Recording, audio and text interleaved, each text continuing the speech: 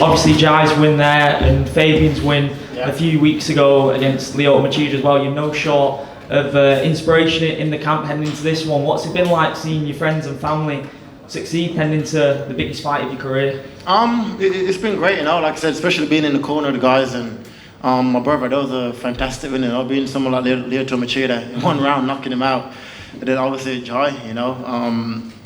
I'm honoured to be in the camp with him and working with him, and just passing on my knowledge for what I've learnt, and also they do the same thing with me as well, you know, give him good work in the gym, and I'm just happy to be one of the front runners in MMA, in UK MMA, especially for Renegade, and just helping guys come through.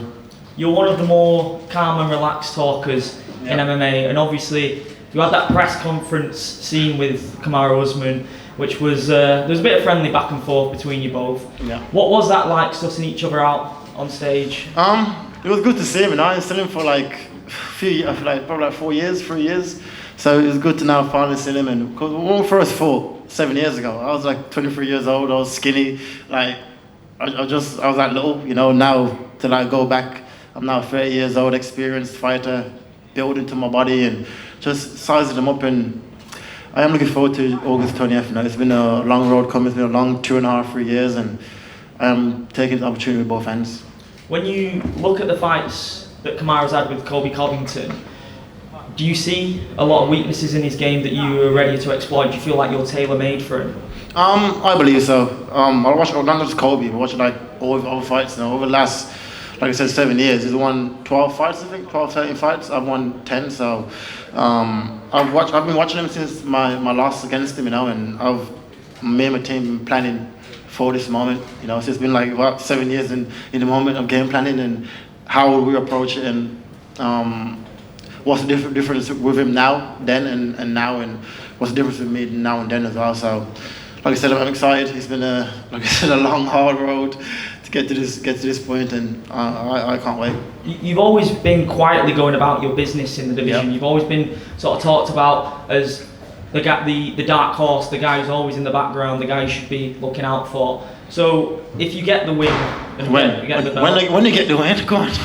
When the belt comes home, what's that going to be like for yourself when you're the star, when everyone wants to speak to you, and everybody wants a piece, because that's going to be a completely different side of things for yourself. Yeah, exactly. But this is what I've been working for and envisioning for many years now, you know. And I always said I'll be found for the title. I always said I was number one in the division, and it just took a longer road to get to the point where I'm at now, you know. But I believe that road made me to a better fighter. Maybe if I fought him about 3 or 4 years ago, I probably wouldn't have been ready.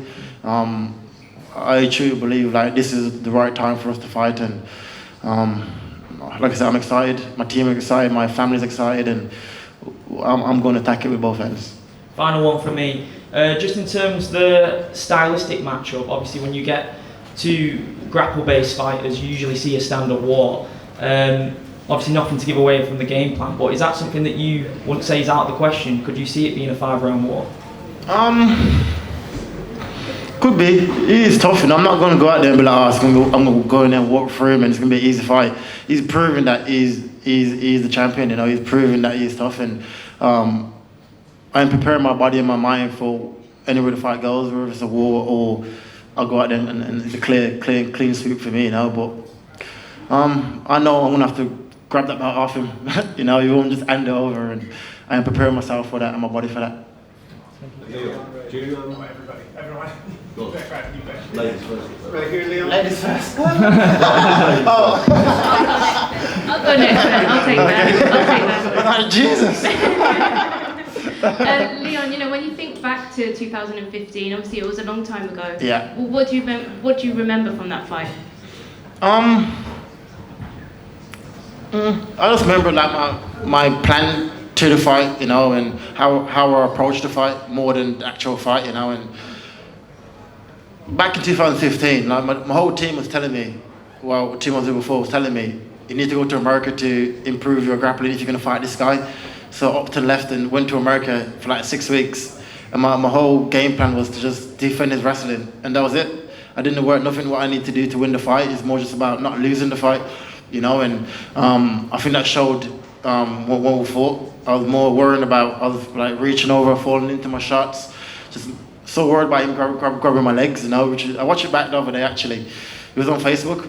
I hadn't seen it for like 5 years, four or 5 years, and the UFC posted it the other day on Facebook, and I rewatched it. And I thought I was actually doing good defending his wrestling for like 2 rounds, you know what I mean? I thought, and I didn't have a clue what I was doing back then, so now it'll be two different fights, and like I said, I'm excited. I know he's excited, so it's gonna be a good fight.